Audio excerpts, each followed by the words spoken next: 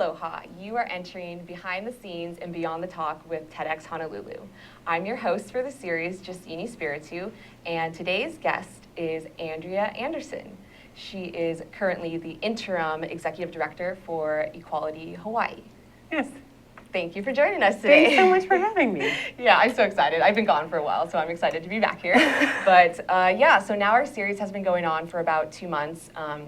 We've had a handful of other speakers, other volunteers, and the people that have kind of put the events together that are behind the scenes, and it's just been really fun for me personally to have been behind the scenes most of the times at the events, to get this time to get to know the speakers, hear more about their background, and get more detail about their talk. So thank you so much for joining us. Oh, thank you for asking me. I'm super excited. You know, they only give us so much time on stage, and so I know that all of us who were able to get up on stage are pretty passionate about what we were up there about. So any opportunity I get to talk about sex without there being like an 8-minute time schedule is good for me. Yeah, awesome. So let's kind of start with, the whole TED community is so wide and all over the place. So can you give us a little background on how you were introduced to TED Talks? Sure. I learn about TED in general, not the TEDx, but the TED in general through girlfriends and colleagues. They said, "Oh my gosh, have you heard the TED Talk?" And I'm going to say 5, 6, 7 years ago. And I was obviously oblivious. I'm like, "What are you talking about?" And they're like, "Oh, there's online little mini conference things." And I'm like, that didn't sound interesting at all. So one time I was out with drinks with a girlfriend, and she said, "Oh no," and pulled up on her phone, "You have to listen to these." And it was great. I loved it. I'm like, "Oh my gosh, why doesn't everyone know about that?" And then I'm like, of course, everybody does but me. But it was really great. And then when I heard that TEDx was in Honolulu, I was super excited. And I was a little busy at the time when it was the first couple of times we would run through. And then I heard that they were having open casting calls. So it had been on my bucket list for several years to do a TED Talk, so I kind of threw my hat in the ring. Yeah, so what's been a couple TED Talks that you kind of remember or had an impression on you? Oh, I love Brené Brown. She's funny and poignant at the same time, and it's really eloquent. And I see there's a couple of child prodigies that have done like violins. There is a neurologist who talked about her experience having a stroke that was just fascinating. There's been a lot of them. I just really enjoy it. It's like all over the map, from how we talk to each other about pollution to what does it look like with population of the planet to, there's a million. That's just a great forum. Yeah, and it's such a wide variety of topics. Right. And so then how did you feel as one of 12 speakers that the topic you think is important, talking about sex, how did it feel to be chosen at this forum for TEDx? I was completely honored and was amazed at the process. I guess there was almost 100 people who applied for this. And so the process was pretty stringent. You had to kind of sell in with a sexy pitch. And then if they were interested in that, I think 200-word pitch, then they had you do a formal presentation, and then you had to go in front of another panel. And it was really, it was a little nerve-wracking. I've been talking about sex for over 2 decades now, teaching about it in one capacity or another. And it was still you get passionate about what you believe in, and you just talk about it, and it's no big deal. You just start talking about it. But to really realize that you can make a big difference, and you can actually have other people start talking about what you're passionate about is just, my heart was racing. So it was great. It was a great experience. The judges were amazing and wonderful and challenging. They also asked me, why is this important? Why do we want to hear about this? Why is this important to Hawaii? How is this going to help? We talked about paradigm shifts. How is this going to help our communities? Why is what you're saying essential? And so it was really great. And they were kind and had the Dale Carnegie Institute, who helps public speaking. We all had private tutors help us with our speech and our obviously I still talk with my hands. My coach would be just horrified right now that I was talking with my hands so much. But it was a great experience. That? Oh, That's something that I like and I like watching, but is it distracting? In fact, if you look at my talk, you'll see I'm like this most of the time because I'm trying not to go like this because all the time. Anyway, my coach Joe, he was fantastic, but he would bark at me. He'd say, "Okay, slow down. You're talking too fast. Stop moving." Yeah. So you've spoken at a number of different forums, and is the cohorts kind of training unique? It is. So I've had professional training on public speaking through a couple of different avenues, with my career with Planned Parenthood, with some professional coaching back in Michigan. But the Dale Carnegie training is pretty intense and extremely helpful for me. You know, it really just makes you nail down your points and makes you practice your points. And you know, so the talk, while they allow you a certain amount of time, you really do. You just nail it. I mean, there are points that you stick with, and within that framework. I mean, it was really helpful. It was a different way of learning how to get my message across. I mean, we were taught early on, what's your elevator speech? What can you convince somebody in the 30 seconds it's going to take you from the lobby to the 10th floor? And I have those, but to do like an eloquent speech that was a specific amount of time, it was great training. And then how did it feel? Not only do you only have 8 minutes to do your own talk, but the fact that the day's event, the topics vary so much. The subject matter, you know, from sex to light to biking. How did it feel? I often ask, you know, compared to, let's say, a conference that's completely about sex, and you're just one of several speakers where maybe you get that, then the whole day is in depth, but to just have that snippet of that moment, is that like more pressure then to like say the right things? And then how does that after you do your talk and interact with the audience after that, of being one topic of several? It was great. I felt, I was honored to have been chosen, and there were so many great topics that I think it kept everybody, even the speakers, but particularly the audience, so engaged, because we were all over the map. And I love the fact that Hayden and his brothers, you know, got to say that this is the first bike-powered TEDx. It was awesome. Yeah, that was great. It was. My topic is one of the edgier topics, you know, and so it's always, I walk in and I'm this tall, you know, Holly blonde, and then I'm talking about sex. So people, you know, immediately go, oh, she's that one. She's talking about that thing. And it usually splits off into a couple of different things. Either people go, oh my gosh, I'm so glad you talk about this, it's so important, or, oh, that's so funny, or people kind of go over in the locker room kind of humor way. And so it's really great. And when I stepped outside and we were in line for lunch, and everybody got in line, people came up and said, oh, I'm so glad you said this, and we really need this here, and it's a really important topic. And so it's great. And one of the conversations we had leading up to TED was, what should I put underneath my title? Like, you know, Andrea Anderson, sexpert. And I laughed at that, but I'm not an expert in sex. I'm not an expert in sexuality education. I have training and I have education and I have years of practice. So but because it's such a topic that people don't often talk about at all, people are like, oh, can you answer this question? So it's really important to me to make sure that I honor everybody who comes up to me and goes, how can I be of service? How can I be helpful? How can I, you know, because this is a topic that is often so maligned and so joked about or made fun of or not allowed. And so I want to honor everybody who does ask me questions.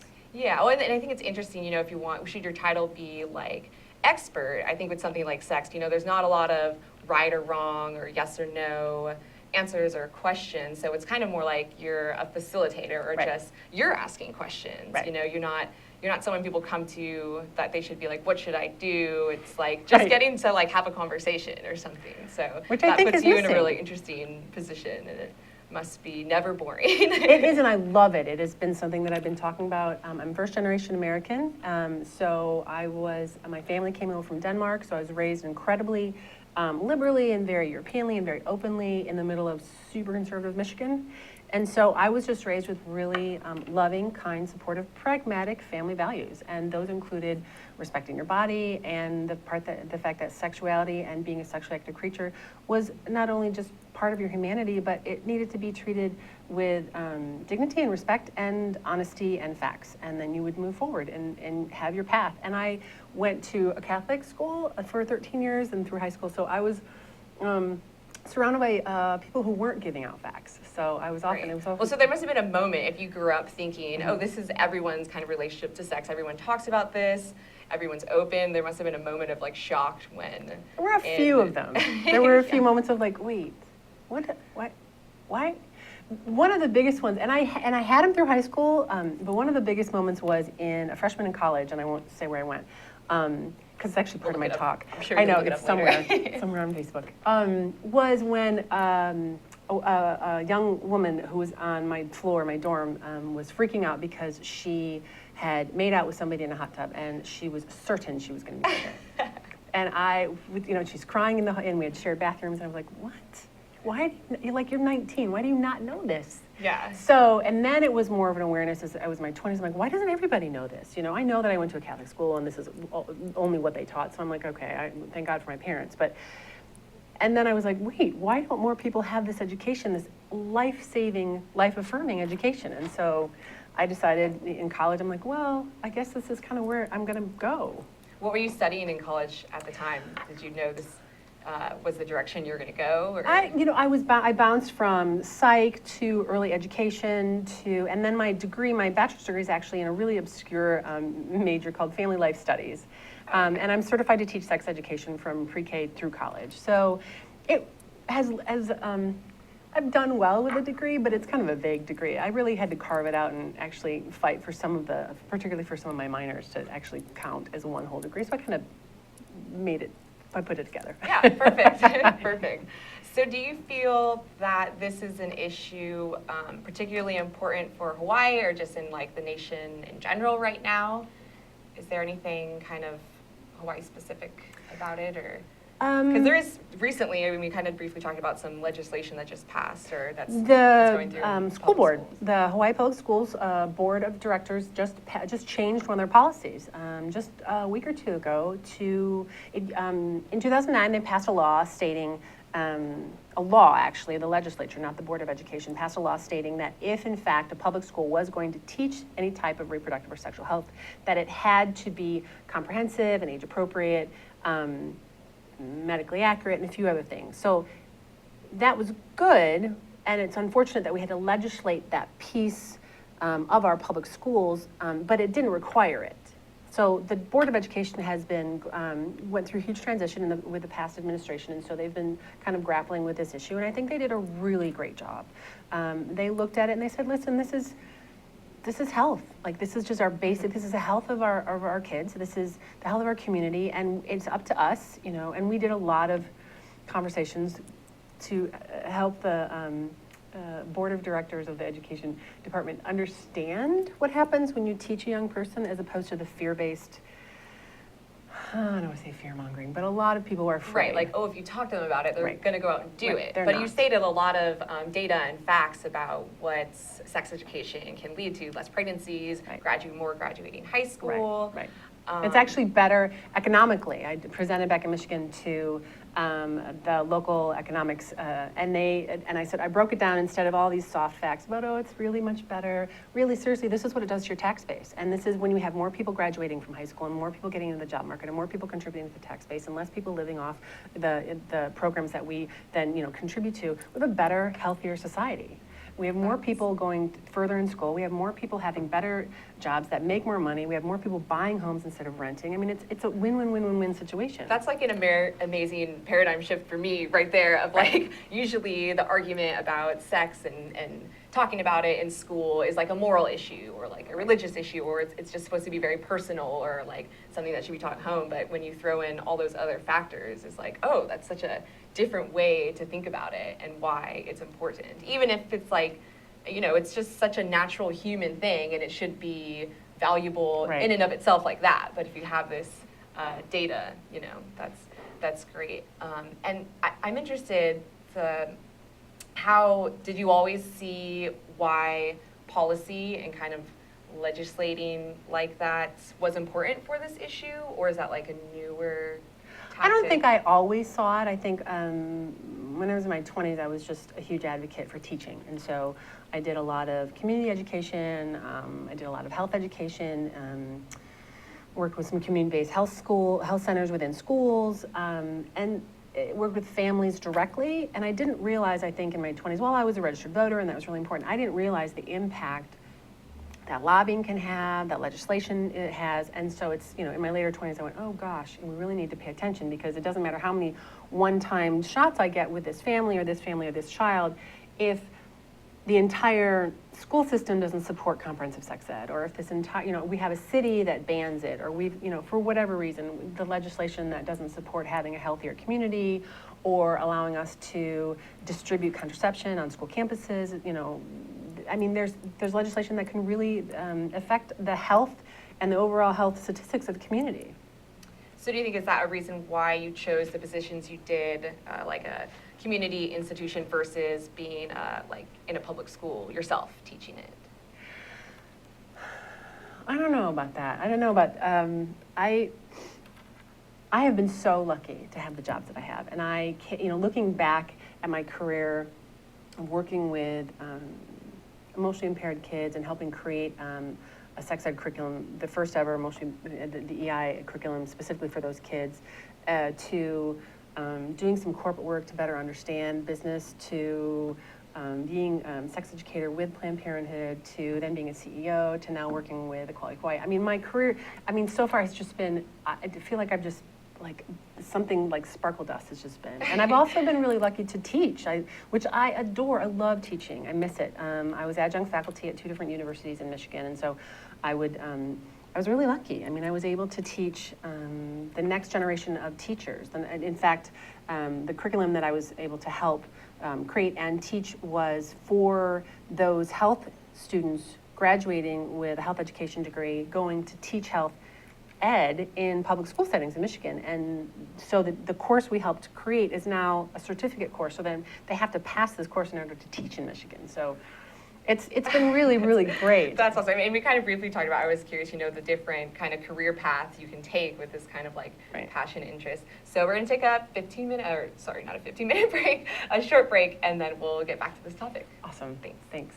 Aloha, Yappers. This is your host, Kingsley, for the Yap Show. Every Friday, 3 p.m. to 4 p.m. Eastern Time. You can catch us here live, ThinkTech Hawaii, and then later on, we upload to our YouTube channel. We talk about youth issues, policies, youth programs, and how to transition yourself into adulthood. But this was like a sign, I guess. Hey, Mike's like, hey, now's your chance to go back to school, which I'm doing. Catch us here again live, 3 p.m. to 4 p.m. Hawaii Standard Time. Aloha. Aloha, my name is Josh Green. I'm a senator from the Big Island and ER physician. Every other Tuesday, I get to host a show here on the ThinkTech program about healthcare. We call it Healthcare in Hawaii. It's really enjoyable for me to bring other healthcare leaders from around the state to talk about our pressing issues. Hawaii has long been the health state, but we need to keep up the momentum, the inertia, and with your help and with your participation, we can come and share all of the big issues that are pressing day to day. Thanks for joining us every Tuesday, alternating weeks from 2 to 2:45. Aloha and welcome back to Behind the Scenes and Beyond the Talk with TEDx Honolulu. Again, I'm your host, Justine Espiritu, and today's guest is Andrea Anderson, the Interim Executive Director of Equality Hawaii. Thanks again for joining us. Thank you. And so briefly, we were just mentioning some of the 5,000 positions you've had related to talking about sex, which is awesome. Let's briefly mention what the organization is you're with now, and then I want to backtrack a little bit to ask a couple more questions. Great. Currently, I'm the Interim Executive Director for Equality Hawaii, which is one of the strongest allies for the LGBTQA community. And we do outreach, we do education, we do a lot of electoral and political and legislative work to ensure that our elected officials understand their role in creating a just society. We were one of the many partners with the Marriage Equality Campaign when Hawaii passed marriage equality 2 years ago. And we are so over the moon for the Supreme Court ruling last week that just, made it equal across the United States. Does that mean you guys are closing shop and your work's done then? I'm out of a job in like a half an hour. Yeah. No, there's a lot of work still left to do. There's a lot of injustices in our society. You can't have that many, basically centuries of injustice and inequality, and then overnight everything's all better. I mean, we're seeing people, and I was talking with somebody last week about this after the ruling. I said, well, this is great, but now comes the implementation. Particularly for the 13 states that had not already passed marriage equality. There's going to be a little bit of a pushback, and there was we were talking about what that would look like, and I said, well, just think about what happened when emergency contraception went over the counter, and pharmacists particularly throughout the mainland said, well, I don't believe I don't believe in handing that out, and stood on their right to, object. And this is my personal philosophy, and I'm standing on my religious freedoms to do so. And I mean, as we saw, that was tried in a couple of different states, and we've seen county clerks in Alabama, quit and walk off the job, and different states say, nope, I'm not serving you, but it's been enforced, but it's still, I think it's going to take a while we have some things in Hawaii that we have opportunities to do. There's still housing issues, there's still fair job issues. We have, unfortunately, good and bad. We were able to pass this past legislation session a birth certificate bill where people identify as trans are able to get their gender changed on their birth certificate, and they don't have to. Previously, they had to go through gender reassignment or gender assignment surgery, and now they don't have to. They can just say, "Listen, this is who I am, and I want it changed." But we still have, a lot of tough stuff to face. One of the bills that didn't get passed was an anti-bullying bill, which just makes common sense. And while it's not, exclusive to the gay community, that it's not only gay kids that get bullied, it's still creating a safer, better place for our young people to go to school and communities in which to live. So we have a lot of work to do still. Mm-hmm. So, yeah, that sounds like a lot of work. It's interesting. I mean, I feel like your talk kind of focused on like early sex education, and Right. now we're talking about, issues of identity and human rights and feeling safe. And it's just a good reminder of how much sexuality is just a part of your whole identity and needs to be, thoroughly thought through in yourself and, accepted in the community. It's an amazing thing. So many of our younger constituents and supporters will look at us and go, duh, this is no big deal. Why are we making a big deal? I don't understand why you're so afraid. And it's a lot of the older people who are so set in their ways or so believing a certain thing, or who are have these certain values, whether they're cultural or religious. And it's all based on fear of what we don't understand and what we don't know. And the human sexual experience is an incredibly fluid experience. I mean, we as society have done a binary where it's, straight or gay or bisexual. Like, those are your three choices. And yet the human experience is such that it's all over the map. We have, many human beings who experience their sexuality in many different ways. And so for us to start talking about it in a more open, pragmatic, affirming way is, I believe, what's going to be healthiest for our society to move forward. And it's going to impact us culturally. It's going to impact our public health numbers and records. If we don't talk about sex and people have sex and they're not protected and they don't know about it, that increases disease transmission. If we don't arm our young people about having with the information they need in order to have an interaction with another human being where there could be fluid exchange, it can not only result in disease, it could result in a pregnancy. Now it's making the sex sound kind of scary. No, it's not scary. It just is. And that's Yeah. the piece that I think that we so often miss. It's either super scary, don't talk about it, or it's hyper-sexualized and we have 12-year-olds selling bikinis, or it's over here and it's really shame-based, or we've got the rape culture. And I'm not saying that those are the only things. I mean, it's all over the map, but very few people are right here going, you're a sexual creature from before you're born, if you want to look at some of the statistics that are out there. And to realize that and to honor that and to just accept that as part of your human experience would be the best and healthiest way for us. And yet it's really hard for a lot of people to do that. What's the first question a lot of people ask when so you're pregnant and you gave birth? What's one of the first questions people ask? What'd you have? Right there we have to start. We start putting people in boxes. Oh, it's either boy or girl. And then, she's gonna be a heartbreaker. The boys are gonna be all over her. Like, we've already decided her sexual expression. Like, so as society, we just need to just accept it, affirm it, move forward, go, yep, there's a whole lot of different varieties. I mean, there's a whole lot of different skin tones, there's a whole lot of different humans. The DNA mix that could possibly happen between any egg and sperm combo is infinite. So why would that not also result in our sexuality or gender expression? Why would that not also be infinite? Mm-hmm. So speaking of engaging the community, Oh. we have a Twitter. This is my first time with this, so let's see. This is from Mark Ward. Not teaching kids about sex is like giving them a gun, bullets, no instructions, and simply hoping that they won't shoot anyone. Absolutely. Great. Yeah. Analogy. Good analogy. Or somebody has said not teaching kids about sex is also like not teaching them how to swim, and then when they're 16 or whatever age you feel appropriate, taking them to the ocean and going, here you go, survive. And then getting mad at them or Right. shaming them if Why are they you drowning? do something wrong or Oh, you got stung. It's your fault. yeah. Yes, I mean, we're good at that. As a society, we're really, really good at shaming. It's just unfortunate, which is why I really love Brene Brown's TED Talk. She's great. She talks about vulnerability and shame really well. Well, then so that's, the way society deals with sex or the perspective is unique. And so what's your experience with traveling abroad in any of these positions? You have traveled to kind of talk about this or kind of seen what other societies or cultures? I have been really fortunate. So I'm first generation American. My mom and her family came over from Denmark. So as I said, I was raised really Europeanly, and I've been super blessed to be able to live at different countries in Europe. So living with family members in Denmark or doing an exchange program as a student in Germany or going to college for a semester in France. I was able to really be submerged in some different cultures and see how they deal with it. But one of my favorite pieces of being able to not only just absorb different cultures and learn, but also give back was 2008. I was part of an international business exchange with Rotary International, and I was able to go to the Philippines and help with a hui of other professionals talking about different things and talk with nursing students at, I think, 6 different universities. And the funny thing is, so the university level of students, age of students is like a junior and senior high school here. So that's the age range of the students in the nursing colleges in the Philippines.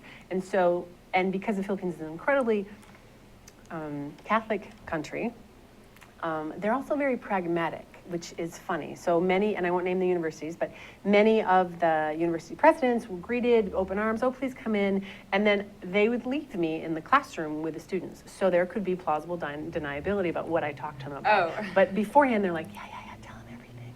So I would go in there and I would talk with these students who were basically like 17-year-old teenagers about, and it was based on a curriculum that I had helped develop back in Michigan to talk with third-year medical residents that were doing rotation in Planned Parenthoods back in Michigan about why it's important that we as human beings and as medical providers are comfortable with their sexuality. Because I discovered, even though working with Planned Parenthood, that a lot of the providers that we were working with or that we were interacting with were just normal human beings. I mean, and med school wasn't teaching them how to talk about this topic either. And so they were normal human beings coming through with their values and their fears and everything. And sure, they had anatomy, but no one was talking to them about values and how to talk to patients and the fact that more often than not, as a human, you're going to go to your doc and that's your expert and you're going to ask them questions. And if a doctor has no experience on how to talk about this essential part of a person's not only humanity but health, then they're also doing a disservice to their patients. So based on that, we went and talked with these students, and it was hysterical because while I'm teaching them all this great stuff, and we're talking about this, and we're talking about a topic that no one else in the entire country is talking to them about, I do a game after every class in this model where everybody gets a 3x5 card and everybody gets a pencil. And everybody has to write something, and everybody has to hand it in. I don't care if it's A question? hi, yep, ask me a question, or if it's hi, or I hate you, whatever. Everybody writes something, and then everybody hands it in. So like the person with the question isn't totally picked out and shamed. Yeah, sure. So I'm like, okay, and everybody hands it in. And I'm reading these questions by these college nursing students who in another year and a half are gonna be like shipped and to work at hospitals around the globe. And they are going to be looked at as the experts. Right. People are going to be asking. And they are asking me the exact same questions that juniors in high school in the United States ask. Like I was comparing side by side the cards between high school students in Michigan, high school students in Ohio, anywhere I'd been and done a presentation, and it's the same questions. My boyfriend wants to have sex and I'm not ready, what do I say? Or I had sex and now I'm not sure that I should have, what can you do? Or I was raped and now I don't know what to do and my family's afraid. And they were the same questions. And as humans, it broke my heart. And of course I answered all of them as best I could. And then, I said, I'm available after class, I'm out here. And it's so disheartening that this is such a simple piece to talk about for me. And I know that, all my friends are like, oh my God, you're the one who walks around the room and automatically makes everyone say penis and vagina just to break the ice. And they're like, it's easy for you. And I said, okay, well, let's make it easy for then the next generation. Let's make it easier. Let's take away some of the shame and the fear and the boundaries and the made up stuff around why this is not okay. I mean, it is just an inherent piece of who we are. How can that not be okay? Like, it's saying I'm left-handed. Oh, you're left-handed. Well, we're not going to talk about that. No, it's fine, honey. If something happens, talk to a doctor. Like, how is that helpful? Yeah. Okay, so we're going to take one more quick break, and Okay. then we'll kind of go back to your current position and why, you know, this is the space you want to be to kind of, you know, break that barrier for the next generation. Okay, thank you. Okay, thanks. Hi, Jay. Hi, Keith. My name's Keith Bettinger. I knew that. And I'm the host of ThinkTech Asia. I knew that too. Here on ThinkTech. Fabulous. You got a great show going, Keith. Thank you very much. And for our viewers out there that are interested in ThinkTech Asia, it airs every Tuesday from 4 to 4:45, and it can be accessed online at thinktech.com. Yeah, so what kind of guests you like? Well, we have a number of guests from academia, from practitioners of international affairs. Sometimes we have military officials. Sometimes we have public officials on the show. And our goal, we try to talk about current issues in South Asia, Southeast Asia, East Asia, and Central Asia, all throughout the Asian realm in more depth than you would find in traditional mainstream That's the media. difference, isn't it? Exactly. That you're reaching out beyond what ordinary news media would do. Right. And that's why we like you so much. We're trying to provide a thinking person's perspective, an intelligent perspective on what's going on, and we're both sides of the story, or even when there's more than two sides, we try to cover every angle. And I think that's one of the big benefits that we provide here at ThinkTech, is it's a really innovative source of educational programming for the people of Hawaii.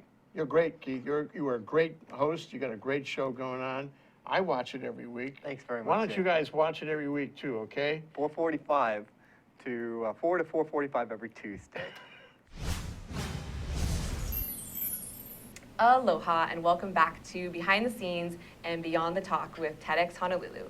Again, I'm your host, Justine Espiritu, and today's guest is Andrea Anderson.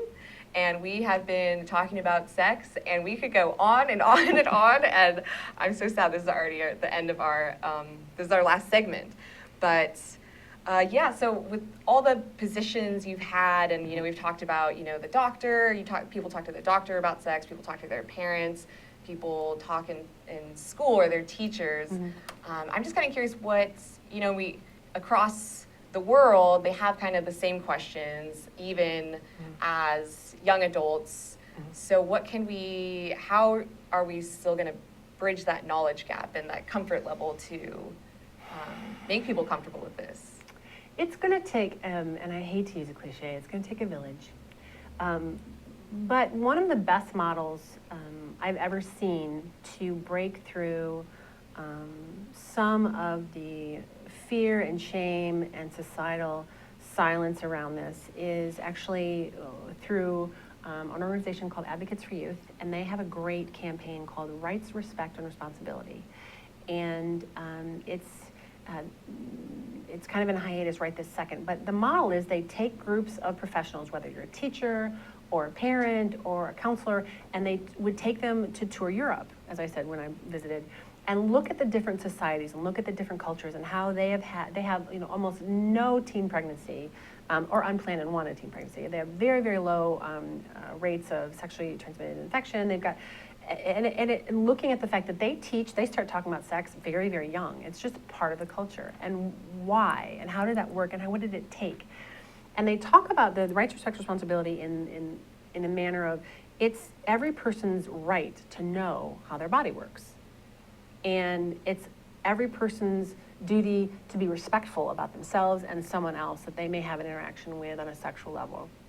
And it's every person's responsibility as a citizen to take care of themselves and also realize that their behavior impacts society as a whole. It's not just, oh, I'm just gonna have sex with this one person, it'll be fine. It's this behavior impacts another person and society as a whole. And I mean, it's a much larger presentation than that, but that's the sum up. And it talks about how it takes everybody, and it takes school systems talking about this part of a human's experience and not backing down. It talks about parents and grandparents and aunties and uncles talking with their young people about the fact that this is just part of their humanity.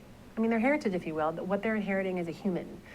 This is part of your path on the planet. This is what you'll more than likely, 99.99%, and I made that stat up, so don't quote me, of humans have some form of sexual interaction with another human being, not only themselves, but another human being. So they're going to have some form of impact with another human being that could and will probably impact their well-being and the other person's well-being. And so talking with media about having really respectful and responsible media out there and shows and programming and news coverage about sexuality and about the human sexual condition and not having 12-year-olds in bikinis, Yeah, well, that's interesting because you can kind of, you've talked about lobbying legislators for policy, but then, how do you deal with the whole media side of it? If It's we have tough. freedom for our arts and... It's really, really tough. One of the favorite things some of my colleagues who've been on this tour said is the media donates hundreds of hours every year to putting up PSAs or talking about why this is important or talking about healthy sexuality or talking about healthy relationships and what role sex has in a healthy relationship.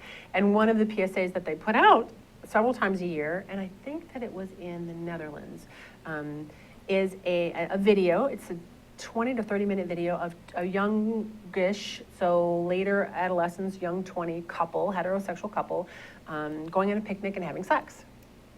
And this shows everything. So they go on a picnic and they have sex and they hold hands and it's lovely and they're on the blanket and they're talking the entire time they're making out. Are you fine? Are we good? Is this okay? Getting consent through the whole thing. They're both naked. They show both of them naked. One of them, it doesn't matter who, reaches over to the knapsack and grabs a condom. Is this good? Yes, this is still good. Okay. Puts it on the erect penis on public television. They have lovely sex. I think there's mutual orgasms. And then it shows the man withdrawing, and this is lovely, and the afterglow. And then the self-care. Are you okay? Great, I'm okay. Getting I love you, kisses, getting back dressed, packing the picnic basket up and leaving. Like that is on public television more than 2 to 3 times a year. So that's a PSA there. Well, yeah, it's great that it's a PSA. Maybe we wouldn't need the PSA if that's the kind of stuff that was, that was on TV shows or something, right. That was just in the mainstream media. But it's also talked about with families, it's talked about in churches, it's talked about as just a part of the human experience. So in a lot of the countries that this tour, and my colleagues have gone to, there isn't sex ed. It's talked about as part of the human experience in chemistry. It's talking about the human experience in biology. Or it's talking about, how this type of behavior can impact us in public affairs type thing. So yeah, that's great. I like that idea that it's something that's a part of so many parts of being a human. Yes, it's not absolutely. just like the 1 hour in 1 year of your high school experience. Right. You're talking about it. Right. How silly. And I say that to parents all the time, particularly parents with younger students. I'm like, okay, how many times did it take you to potty train? How many times did it take you to teach your youngster how to tie their shoes? So, and I even said that I think in my TED Talk, like it takes more than one time. So why would we not talk to our young people more than once about this essential part of their humanity that they will need to know about, deal with, be responsible for their entire life? The spectrum of human sexual experience and expression is huge, from babies masturbating in the womb all the way to people living longer now, having sex longer now, and nobody wanted to talk about 90-year-olds still having sex because that's also another area that's uncomfortable for some people. But it's happening throughout our lifestyle. Why would we not, just like we talk about you have to brush your teeth or you're going to lose your teeth your whole life, right? Those are important things. That's important to your health. Right. Why would we not just give it the same respect and do and say, listen, this is just a piece of your humanity. We need to discuss this, and here are the tools you need. It's not a toothbrush and toothpaste. It's a little bit more complex than that. But here are the tools you need, and we want you to have amazing sex. Wouldn't that be great if parents said to their young person, not only here are all the tools, and we love you and we support you, and no matter what your sexual expression is or your sexual identity, we will absolutely always love you. We want you to have amazing sex throughout your life, have great orgasms, enjoy it. I hope everything is consensual, and I hope that you are able to embrace your path and have fantastic relationships along the way. And we fully support you and love you. Wouldn't it be great if that was what like a parent and caregiver gave every young child? That'd be awesome. You could just like give that script to new parents. Like, okay, so every 2 years, kind of just mention this briefly, just whisper it in their ear.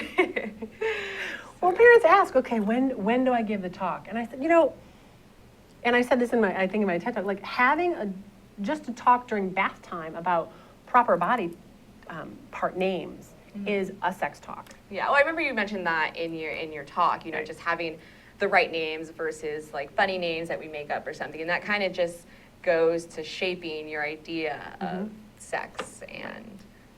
And a sex talk is healthy relationships, and where within your family values and morals does sex play a role in having a healthy relationship, and modeling that for them, and then saying, this is what we hope for you, this is what we'd like for you as a young person and not so young person. Here, we want you to be happy and healthy. And it's complicated, and people often get uncomfortable with stuff they don't know about. And if we're dealing with people who they themselves, and parents or administrators, they themselves never received any type of sexuality education, and we're asking them to be advocates and make laws or ensure the fact that we have right policies for our kids in schools, I mean, that's also kind of a long road, and doing a lot of educating on that manner as well. So it's diverse, and I could talk for hours about this topic, but I think that it's just, to me, it doesn't make sense that we don't have this, that it has become such this over here, like amazing, not amazing, shame-based kind of weird thing that nobody talks about and everybody talks about.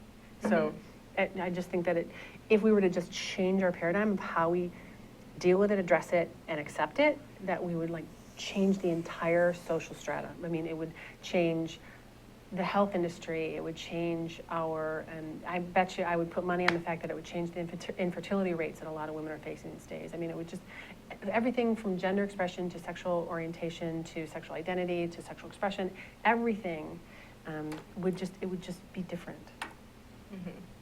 In a good way.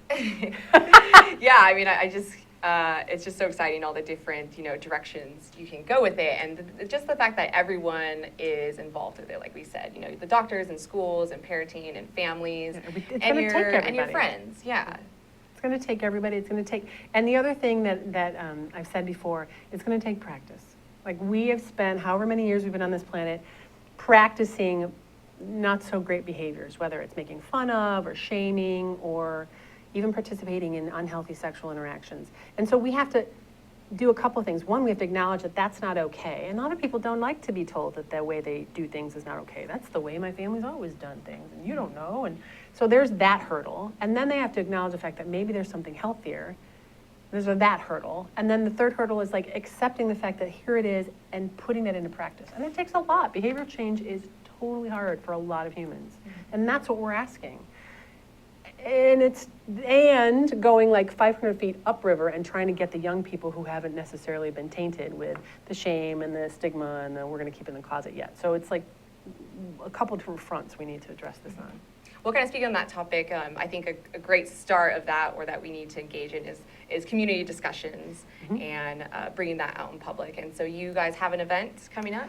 We do, although it's not necessarily about this topic, but Equality Hawaii does have an event coming up July 10th. It's at 6 p.m. at the Waikiki Community Center, and it is a panel discussion around the history of the marriage equality fight in Hawaii, and we have some great panelists. We have Justice Levinson, and we just learned that we will also be having Governor Neil Abercrombie will be there as well, and a couple of other panelists, and I don't have them all memorized. However, it is on equalityhawaii.org web page. The invitation is up, as well as on our Facebook page. Awesome. So I just want to get that last plug in. So our time is up. Thank you so much. Thank you so much for coming. Thank you so much for having me. All right. Thank you, and aloha.